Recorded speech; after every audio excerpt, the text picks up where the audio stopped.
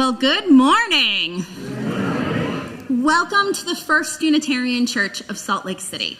My name is Amanda Esko, and I am lucky enough to be our Director of Religious Education. As you can see, today is not a normal Sunday. It is our Pageant Sunday.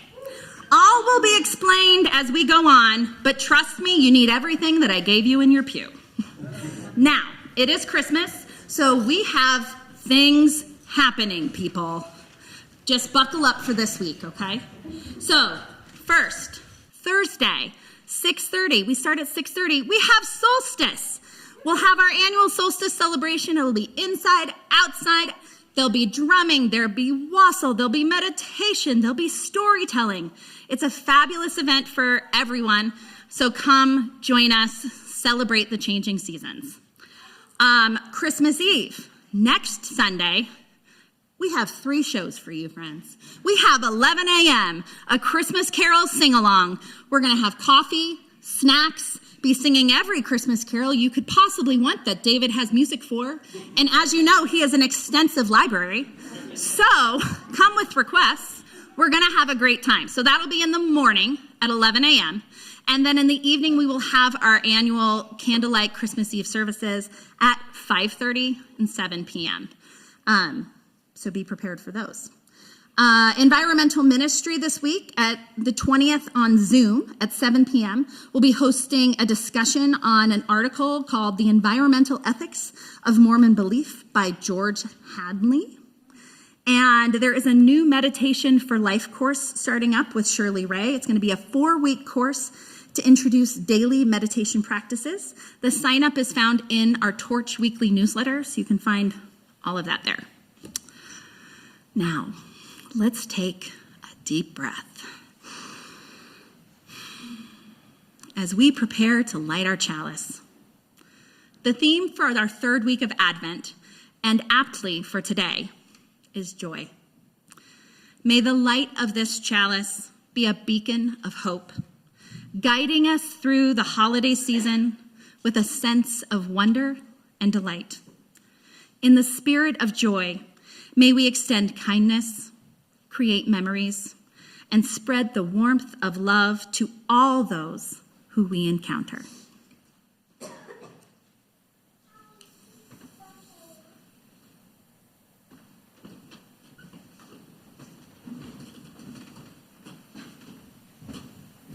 It's tricky today, guys. We're gonna get there.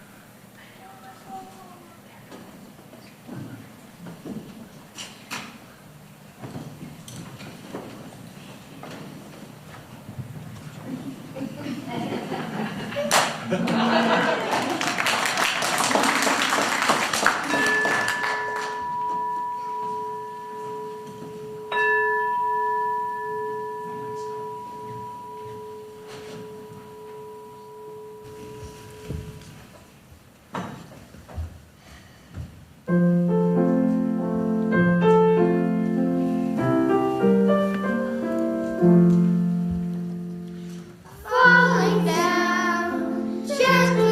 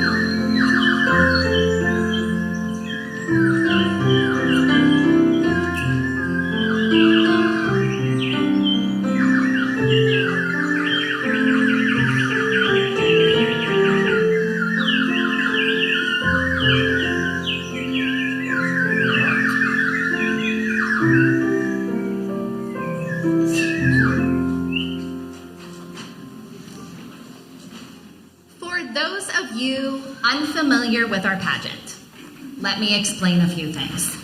Several years ago now, we threw out our highly scripted pageant out those windows. It was so long ago those windows could open, and began a new pageant tradition.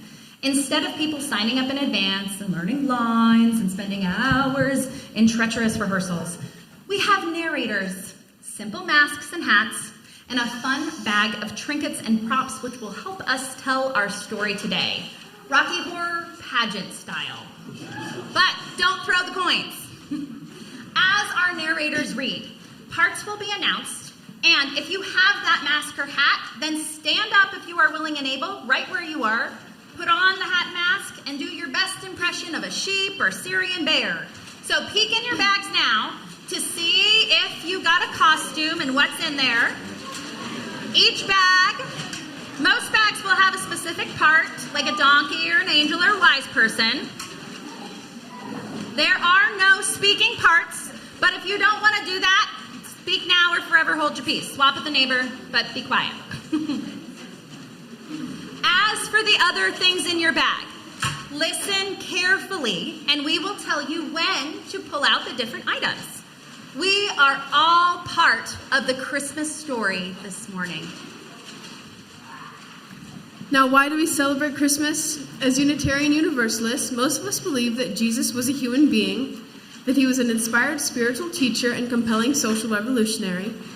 If Jesus was the child of God, many of us believe he was, so only in the way that each human being is a child of the holy. There are many ways to experience this sacred holiday.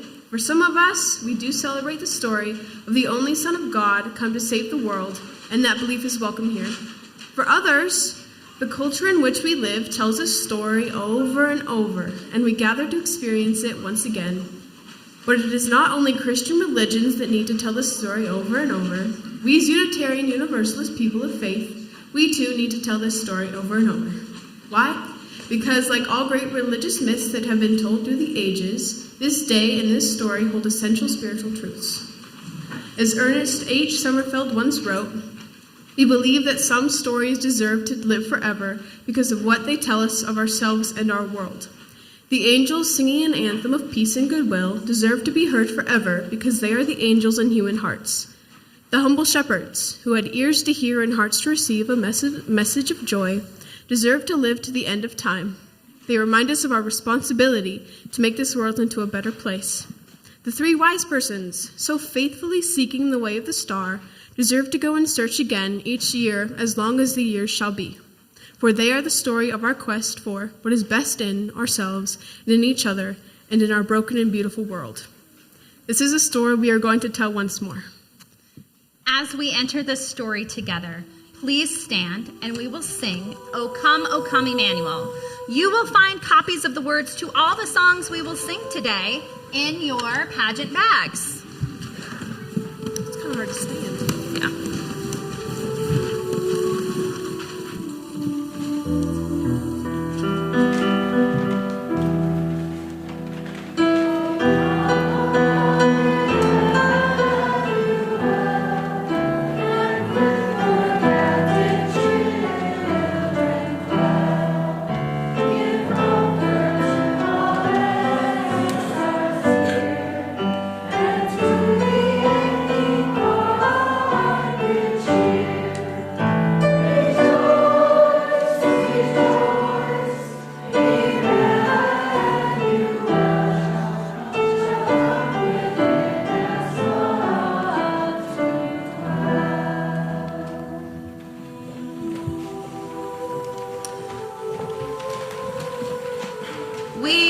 To tell a story that we have heard before, and it is a story about a baby being born a long time ago, but it could be the story about a baby being born at this very moment.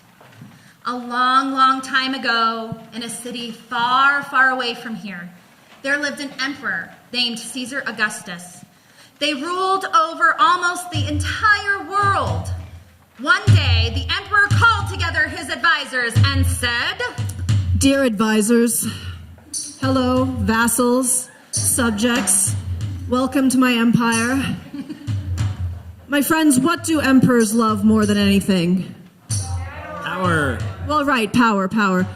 But why do we want power? What do we love even more than power? Money. That's right. We love money, and how do we get money, friends? How do we get... Taxes. That's right, taxes. My friends, my vassals are pouring many, many taxes into the imperial coffers, but I can't help but think that there could be ways to get even more out of them. Even more.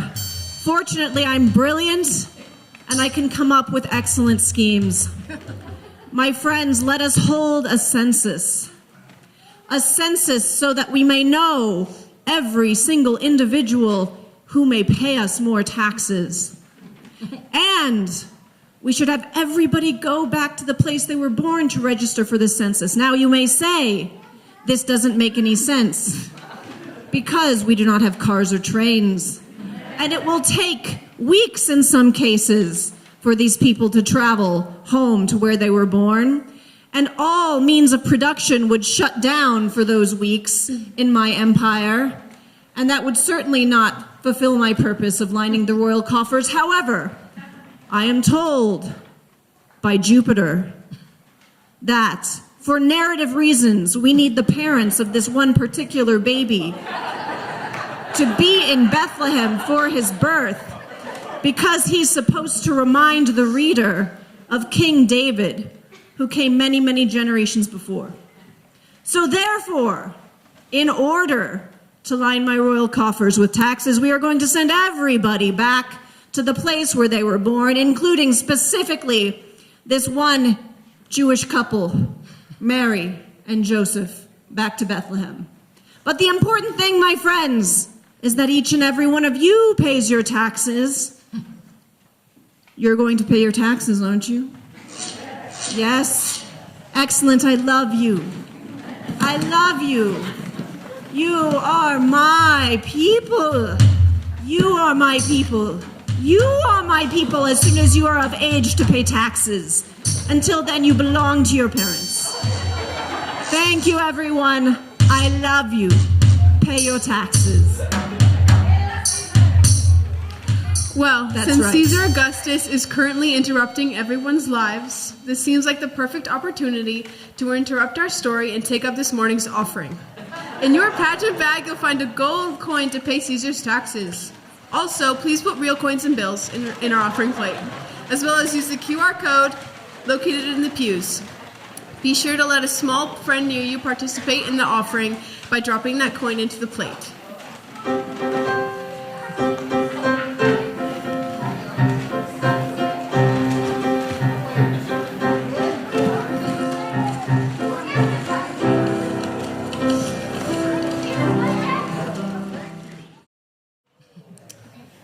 Thank you all for your generous contribution, taxes, to line the coffers of Caesar today. Now, let's get back into our story. So, following Caesar's decree, all the people of the Roman Empire were required to go to the town where their ancestors had been born to register. Among those people were two teenagers from Galilee, Mary and Joseph. Mary and Joseph, will you just stand up where you are? Oh, behold, they were young, they loved each other, and Mary was about to have a baby. Mary and Joseph had to travel a long, long time for many, many days, and they were tired. They wanted to rest and sleep.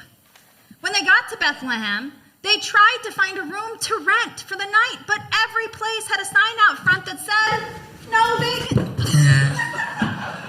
It would have said no vacancy. There was no room for them anywhere.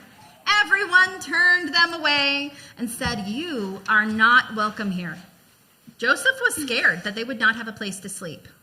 Finally, one ornery innkeeper said, I will let you sleep in my barn. It's out back, and I know it's old and it's stinky. It's the place where my animals live. There's donkeys, and there's cows, and there's goats, and they stink. But you will be welcome there, and you will be safe for the night. In our story, no one had any room, their hearts were closed. Then one person, the innkeeper, decided to help. He found a way to make some room. The children's words of our second principle are, be kind in all you do, and it often symbolizes by an orange heart, since that is the second color in our rainbow. The adult wording speaks to us of justice, equity, and compassion. Reverend Emily Gage said, justice, equity, and compassion in human relations points us towards something beyond the inherent worth and dignity of our first principle. It points us to the larger community. It gets at collective responsibility. It reminds us that treating people as human beings is not simply something we must do one-to-one, but something that has systemic implications and can inform our entire cultural way of being. This is a story about opening our hearts and making room for anyone who needs to be cared for. Please open your bags and take out your heart. Hold it in front of your own heart. Please repeat these words after me. May this heart help me remember. May this heart help me remember That I am like the innkeeper. that I am like the innkeeper. May this heart help me remember. May this heart help me remember That I can open my heart to others. that I can open my heart to others. And now, give your heart to someone on your left and right. And they'll give you theirs. And you can put it on your face or your clothing, but not on the pews or walls.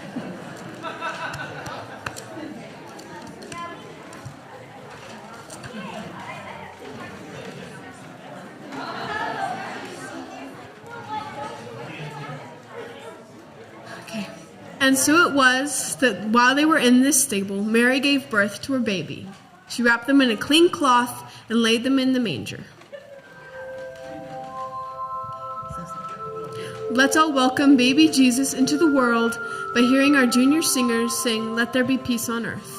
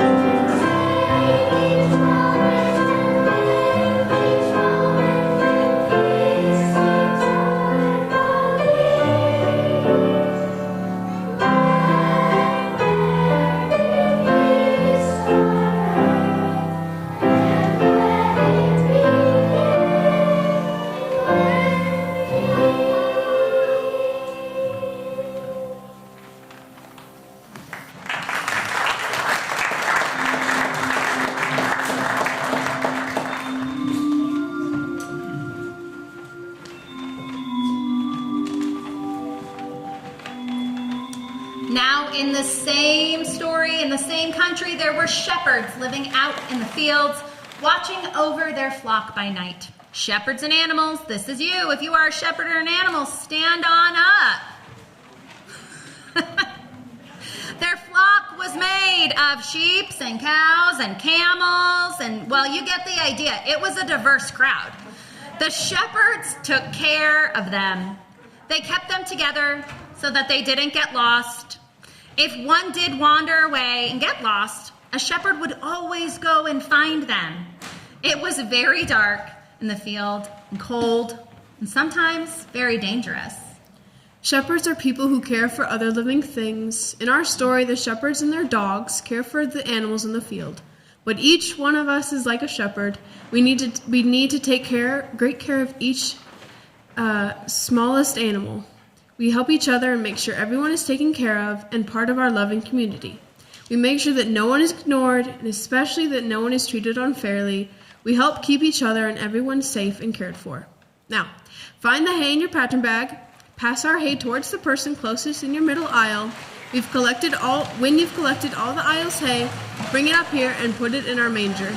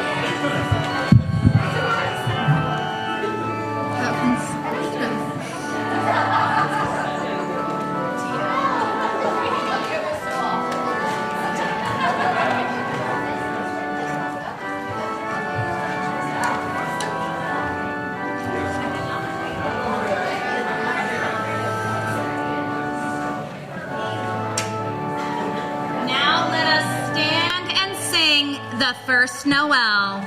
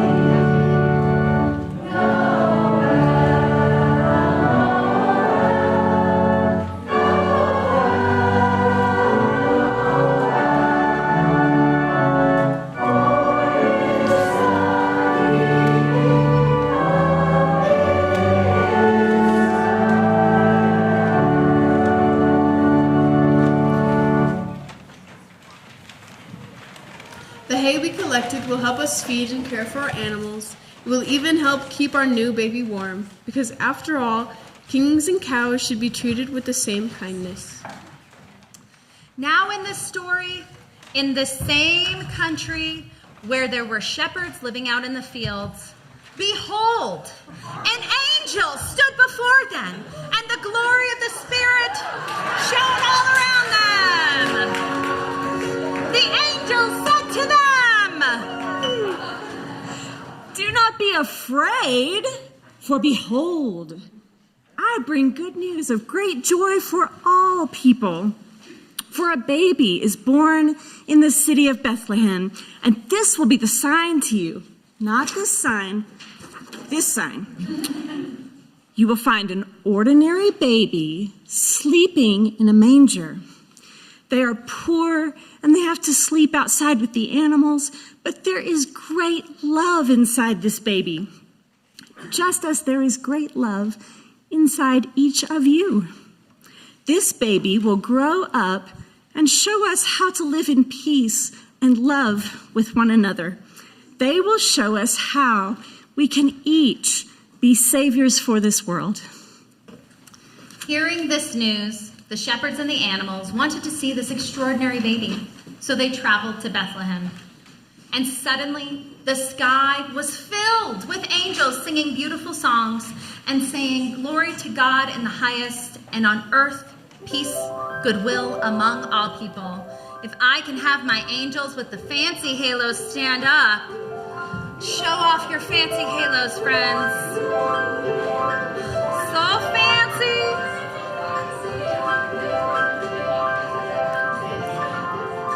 Okay, now let us become part of the sky filled with angels. Everyone willing and able, take the tinsel halo from your bag. With our hearts full and our hearts open, we place our halos on our heads and repeat these words. May this halo help me remember. May this halo help me remember That I am surrounded by love. that I am surrounded by love. And may this halo help me remember. And may this halo help me remember That I am love. that I am love. Let us become part of the angel song as we hear our junior singers sing "Angels We Have Heard on High."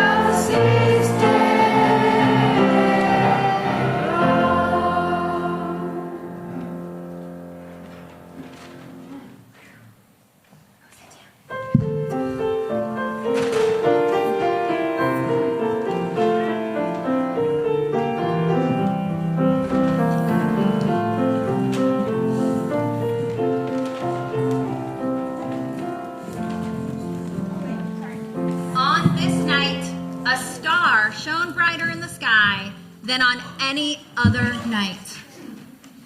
After Jesus was born in Bethlehem, wise people from the east came to Jerusalem asking, "Where are they who have been born? For we have seen their star in the east and have come to pay homage." Now, if you have a wise man crown, stand up so we can feel your wise spirits. So wise!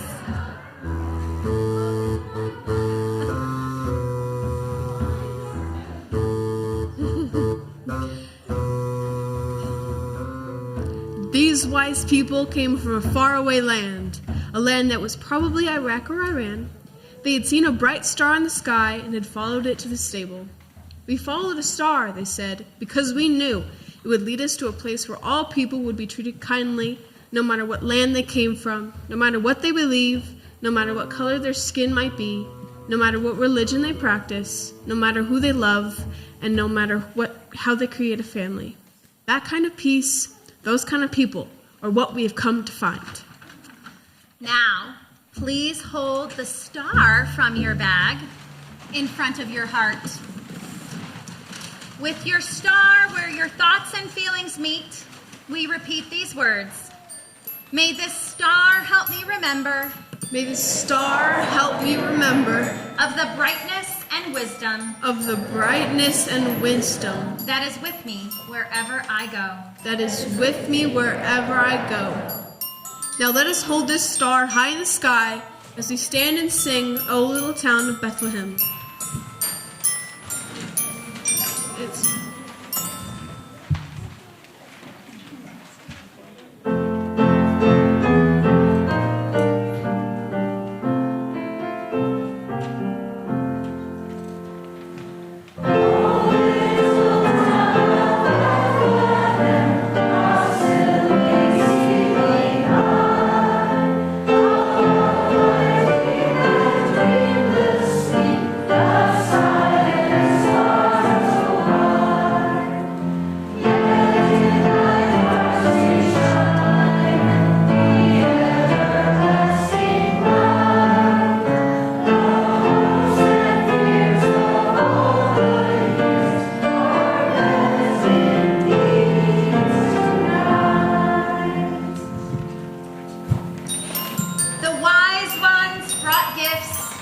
Traditionally, gifts of gold, frankincense, and myrrh. And I would hope something a little bit more practical, something that would have actually helped this young family, like diapers, or a casserole, or maybe a gift card. And so the wise ones bring these gifts that brought help to the new family. All creatures, great and small, drawn to the bright star, and all the visitors who were coming, wanted to see the little baby sleeping in the manger. All living creatures share our home, our earth home with us, and are part of our earth family. And this is what happened on that first Christmas. Jesus was born into the world. A loving family surrounded them. Friends and others gathered to celebrate them, because they believed that there was so much goodness inside all people. So, it is in our world today. In a world that sometimes seems hopeless, we still look up with hope to the future. Every time a baby's born, we hope that this child will be the one who leads us into a world of righteousness. And every time we tell this Christmas story, it reminds us that we must go out and work for hope and peace and love in this world. Our interconnected web of life ensures we, you and I, are the ones who are responsible for making sure the world is a better place for all the babies that are born. It is that work of peace and justice throughout our world that leads us each week through the doors of our sanctuary. We invite you to take out the final item in your bag, your candle, as we look around the sanctuary at our cast of characters. Let us shine our light onto the world, stand and sing joy to the world. Bring them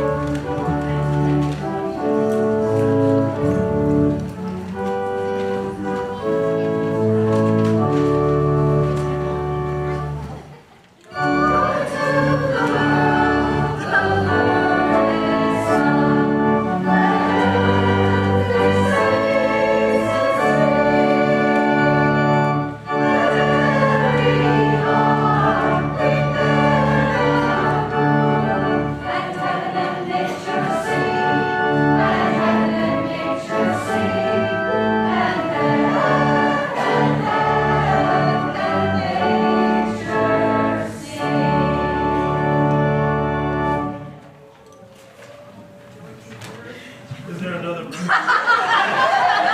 There are two.